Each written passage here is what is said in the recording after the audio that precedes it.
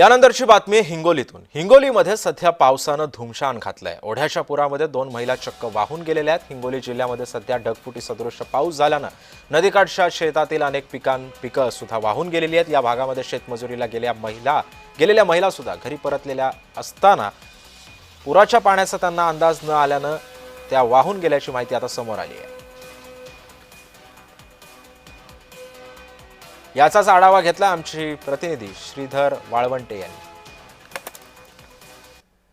हिंगोलीच्या वसमत तालुक्यातील काल सायंकाळी 3 ते 4च्या दरम्यान 6 दरम्यान ढगफुटी सदृश पाऊस झाला आणि याच पावसाचा जो फटका आहे ते अनेक परिसरामध्ये शेतामध्ये झालेला आहे। आणि मी उभा आहे हिंगोलीच्या तेलगाव परिसरातील जी काही नदी आहे या नदी परिसरामध्ये आपण पाहू शकता की या ठिकाणी जे आहे ते ही जी नदी आहे ते दुथडी भरून वाहत आहे आणि याच परिसरामध्ये जे सोयाबीन असेल अशा अनेक पिकांची मोठ्या प्रमाणात नुकसान देखील झालेली आहे, खरडून गेलेले आहे।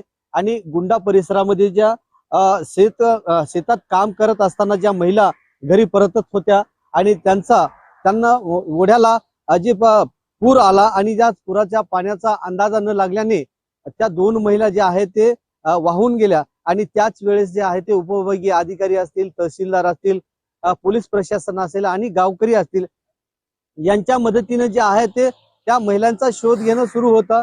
आणि आज सकाळी 6 वाजण्याच्या सुमारामध्ये त्या महिला एका झाडाच्या झुडपाला अडकून मृत अवस्थेत सापडल्या आणि त्याचा या ठिकाणी जे आहे ते हाटा रुग्णालयामध्ये शवविच्छेदनासाठी नेण्यात आलेले आहे। श्रीधर वाळवंटे, जय महाराष्ट्र न्यूज, वसमत, हिंगोली।